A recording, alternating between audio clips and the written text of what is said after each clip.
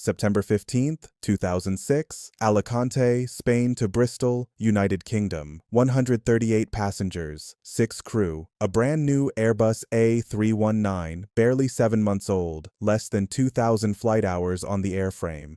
And 85 minutes into what should have been the most routine flight of the day, this aircraft went dark. No radio, no transponder, no autopilot. The captain's flight instruments vanished, and in the middle of one of the busiest air corridors in Western Europe, a Boeing 777 was heading straight for them. Now here is the part that almost nobody talks about.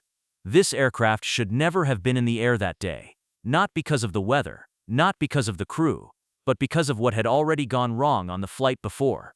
My name is Ryan Mitchell. I spent 23 years in the cockpit, over 10,000 hours across multiple aircraft types. I trained other pilots in simulators. I've seen what happens when systems fail, and I've seen what happens when decisions made on the ground put crews in impossible positions in the air. And this incident sits right at the heart of both. Stick with me, because what happened on EasyJet 6074 is not just a near-miss story. It's a story about a design flaw that Airbus already knew about, a maintenance decision that put 144 people at risk, and a crew that had to land an aircraft they could barely talk to and could barely see on their own instruments. Let me set the ground rules before we go through this. I'm going to walk you through the timeline, step by step. I'll tell you exactly what happened, when it happened, and what the crew was dealing with at each stage. I'll separate what came from the official investigation by the Air Accidents Investigation Branch, the AAIB, from anything that's commentary or analysis. And at the end, I'll tell you what I think this incident really tells us 20 years later. Fair? Let's begin. To understand what went wrong on EasyJet 6074, you actually have to start with the flight before it. The aircraft, registration Golf Echo Zulu Alpha Charlie, was operating from London Stansted to Alicante. During that inbound flight, the number one integrated drive generator, the IDG on the left engine, failed. The crew attempted a reset in the air. It didn't work, so when the aircraft landed in Alicante, it arrived with a known electrical fault. The left engine generator was not functioning. Now, for non-aviators, let me explain why this matters. A modern airliner like the A319 has 2 main engine-driven generators, one on each engine, plus a backup generator on the auxiliary power unit, the APU. These generators power the aircraft's electrical buses, which are essentially the highways that deliver electricity to every system on board. Your radios, your instruments, your autopilot, your navigation, your collision avoidance, all of it runs on electrical power distributed through these buses. Lose one generator, and the system is designed to compensate. Lose the wrong combination of power sources, and things start going dark very quickly. So, the aircraft is sitting in Alicante with a dead left engine generator. What happens next is a maintenance decision. The crew and the airline's operations team consulted the Minimum Equipment List, the ML.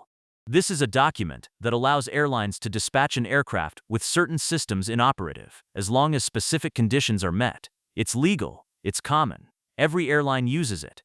And the ML for the A319 permitted dispatch with one main generator inoperative, provided the APU generator was running to pick up the electrical load. So, the aircraft was dispatched from Alicante to Bristol, with the number one generator selected off, and the APU generator powering the left electrical network.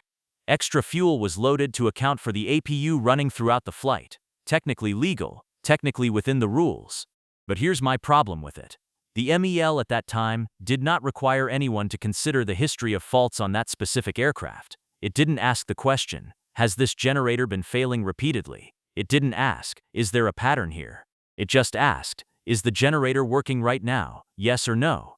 And since it was selected off, the answer was no, and the MEL said you could go. That's the system working exactly as designed, and that's the problem. EasyJet 6004 departed Alicante at 9:26 in the morning, UTC, 138 passengers on board. The commander was 42 years old, with approximately 8,800 total flight hours, though he had only around 394 hours on the A3 multiple type. The co-pilot had approximately 3,200 total flight hours. The APU was running in accordance with the MEL requirement, supplying the left electrical network. The weather was fine, visibility good, the takeoff and climb were completely normal. For the first 85 minutes, everything was routine. The autopilot was engaged. The autothrust was engaged. The aircraft was cruising at flight level 320. That's 32,000 feet over western France, approaching the Nantes area. And then the electrical system failed. Now, let me explain what actually happened technically, because this is where the story gets important. The investigation later determined that the fault originated in the number 1 generator control unit, the GCU. This is the electronic brain that manages the left engine's generator. Even though the generator had been selected off for the flight, the GCU was still active in the system, and it had an intermittent fault. The AAIB found that this GCU erroneously triggered something called the Welded Generator Line Contactor Protection function. In simple terms, the GCU thought a piece of electrical switchgear had failed in the closed position, so it activated a protective shutdown. The result was the immediate loss of AC Bus 1. For non-aviators, AC Bus 1 is one of the main electrical highways in the aircraft. When it went down, it took a massive number of systems with it. The autopilot disconnected. The auto thrust disconnected. The captain's primary flight display and navigation display went blank. Both audio control panels on the center pedestal went dark. All radios became inoperative. VHF-1, VHF-2, gone. The ECAM, which is the system that normally tells the crew what's wrong and gives them the steps to fix it, became degraded. The TCAS, the traffic collision avoidance system that warns pilots about nearby aircraft, went offline. And the transponder, the device that makes you visible on ATC radar as a labeled target, also failed. In the space of a few seconds, this aircraft went from a fully functioning modern airliner to something that could only be flown by hand, with no way to talk to anyone on the ground, no way to be tracked by air traffic control, and no way to see or be warned about other aircraft in the area. And just to be clear, this was not a gradual degradation. This was not one system flickering and then another failing 10 minutes later. This was a cascade. One fault triggered a bus loss, and the bus loss took everything connected to it down simultaneously. The crew went from a normal cruise to a major emergency in the time it takes to blink. Now, here's where the design problem becomes critical. On later models of Airbus aircraft, if AC Bus 1 fails, the electrical system automatically reconfigures itself. It switches the AC Essential bus to draw power from AC Bus 2 instead. The crew doesn't have to do anything. The system handles it. But on the A319 and A320 aircraft at that time, this reconfiguration was manual. The pilots had to physically press a button on the overhead panel, the ACSE feed push button, and select it to the alternate position. That one press should have restored power to the Essential bus and brought back many of the lost systems. The commander did exactly that. He pressed the ACESS feed button to alternate. It didn't work. The AAIB report states that the push-button caption remained unlit and the electrical system failed to reconfigure. And here's the detail that makes this even more frustrating. The button design on that panel doesn't remain depressed after you press it. So, the commander couldn't even verify visually whether his selection had actually registered as alternate or normal. He pressed it, nothing happened, and he had no way to confirm what state the switch was actually in. The crew tried multiple times to reconfigure the electrical system. None of their attempts succeeded. The AAIB investigated this extensively, and their final conclusion is worth reading carefully. They said the reasons why the flight crew could not reconfigure the electrical system could not be established. That's the investigation's own words. They could not determine why the standard recovery action failed. So now you have a crew flying over Western France in a crippled aircraft, with no radios, no transponder, no TCAS, and limited instruments. And they still had to get 144 people on the ground safely. Here's what was happening on the other side of this. The air traffic control side. The aircraft had been under French ATC control as it crossed through that sector. About 10 minutes before a shift change, the controller noticed that EasyJet 6074 had simply vanished from the radar display. No label, no transponder return, just gone. Now, in that same airspace, American Airlines Flight 63, a Boeing 777 from the United States, was also under ATC control.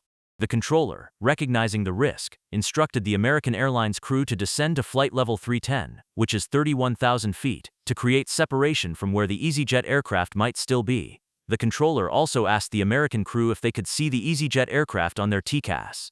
The answer was no. And it couldn't be, because for TCAS to work, both aircraft need functioning transponders. The EasyJet aircraft's transponder was dead. Then the ATC shift change happened. The new controller, now aware of the situation, again commanded the American Airlines flight to descend. At 11:01 local time, Flight 63 began descending. A few moments later, the American Airlines crew visually spotted what they reported as an EasyJet aircraft flying overhead. Here is where the numbers become very uncomfortable. According to the AAIB analysis, the two aircraft's flight paths intersected at a distance of just 2.86 nautical miles ahead of each other, with the American Airlines 777 being 600 feet below the EasyJet A319. At 11:02 local time, the American Airlines aircraft reached the exact point where the two tracks crossed, approximately 19 seconds after the EasyJet aircraft had passed that same point. 2.67 nautical miles of lateral separation. 19 seconds of time between one aircraft and another at the exact spot where their paths met. TCAS didn't fire on either aircraft. It couldn't. The system was entirely blind because one aircraft had no functioning transponder. For TCAS to work, both aircraft need active transponders talking to each other. Remove one from the equation, and the entire safety net disappears. This is the collision avoidance system that modern aviation relies on as the last line of defense. The system that has prevented hundreds of mid-air collisions since it became mandatory. And on that day, over France, it was completely and utterly useless. The only thing that prevented a mid-air collision between 144 people on the EasyJet and however many were on that American Airlines 777 was the attentiveness of one air traffic controller who noticed a blip had vanished from his screen and acted fast enough to move the other aircraft out of the way. Now, let me put this in perspective for anyone who's not from aviation. Standard separation minimums in controlled airspace are typically 5 nautical miles horizontally or 1,000 feet vertically. This encounter was well below those margins, and neither crew had any electronic warning that the other aircraft was there. So why didn't the EasyJet crew divert? This is a question that comes up often, and the answer tells you a lot about the pressure a crew faces when they lose communications. The crew had no radios. They couldn't talk to any ATC facility. They couldn't request a diversion. They couldn't coordinate an approach into an unfamiliar airport. And they were acutely aware that an aircraft flying through controlled airspace with no transponder and no radio contact could be perceived as a threat. The Wikipedia entry on EasyJet actually notes that the crew continued to Bristol partly out of concern that without a functioning transponder, they could be treated as a potential security threat if they deviated from their filed flight plan. That's not paranoia. In the post-September 11th world, an unidentified aircraft not responding to radio calls is taken extremely seriously. The crew even tried to call ATC using mobile phones. Multiple attempts. None of them connected. At 32,000 feet over France, that's not surprising, but the fact that they tried tells you how desperate the communication situation was. Eventually, the crew managed to partially reconfigure the transponder. They got it working and immediately squawked 7700. The International General Emergency Code. That was the first time ATC had any electronic confirmation that the aircraft was still airborne and in trouble. But the radios never came back. The rest of the systems never recovered. The crew flew the aircraft manually from western France all the way to Bristol, navigated using the first officer's instruments, which remained partially operational since those were powered by a different electrical bus, and landed uneventfully at Bristol Airport. 144 people walked off that aircraft. Nobody was hurt. No damage to the airframe. And for many people, that was the end of the story. But it shouldn't be, because when the AAIB published their final report in August 2009, 3 years after the incident, what they found raised questions far bigger than one flight. The investigation identified 3 causal factors. First, an intermittent fault in the number 1 generator control unit that caused the loss of the left electrical network. Second, an aircraft electrical system design that required manual reconfiguration in the event of AC bus 1 failure, leading to the loss of multiple critical systems until reconfigured. And third, the inability of the flight crew to reconfigure the system, for reasons that, as I said, could not be established. But the report went further. It listed additional contributory factors. The Master Minimum Equipment List provisions allowed dispatch with a main generator inoperative without any requirement to consider previous fault history on that aircraft. And there were inadequate measures in place for identifying generator control units that had been repeatedly rejected from service due to the same intermittent fault. In other words, the system allowed this GCU, which had a known intermittent problem, to be swapped between aircraft without anyone tracking the fact that it kept failing for the same reason. And the ML allowed the aircraft to fly with one generator down without anyone being required to check whether this particular aircraft had a history of electrical gremlins. The rules were followed, the procedures were followed. And 144 people nearly collided with a 777 at 32,000 feet because the rules weren't asking the right questions. Here is what really matters 20 years later. By May 2007, less than a year after this incident, Airbus acknowledged that 49 similar events had occurred across the A320 family fleet worldwide, events in which the failure of electrical buses resulted in the loss of flight displays and various aircraft systems. Of those 49 events, roughly 37 were caused by failures of the AC-1 bus, the same bus that failed on EasyJet 6074. In response, Airbus issued Service Bulletin A320-24-1120 on May 31, 2007. This bulletin provided for automatic reconfiguration of the AC essential bus power supply in the event of an AC-1 bus failure. The modification that would have prevented everything the EasyJet crew went through was made available. Airbus even offered the modification kits free of charge. The European Aviation Safety Agency, EASA, subsequently told the AAIB they would make this modification compulsory across the fleet. Think about that for a second. The fix existed. The problem was known. 49 aircraft across the worldwide fleet had experienced similar failures before anyone mandated the solution. And EasyJet 6074 was not a freak accident. It was a predictable consequence of a known vulnerability, a pattern that hadn't been addressed decisively enough, soon enough. The technology to prevent the entire electrical cascade existed. It just hadn't been made compulsory. And that gap between what's available and what's required is where incidents like this live. The AAIB report issued 14 safety recommendations in total. 4 were in the preliminary bulletin published in December 2006, and 10 more came in the final report in 2009. These recommendations targeted improvements in electrical system reliability, automatic reconfiguration, dispatch procedures under the ML, GCU fault tracking, GCU design improvements from the manufacturer Hamilton Sundstrand, crew training for unrecoverable electrical failures, and even standards for independent power supplies for flight recorders. One recommendation specifically addressed simulator training. The AAIB found that while the crew's training was adequate for standard procedures, their simulator sessions did not include scenarios simulating a persistent, unrecoverable AC Bus 1 loss.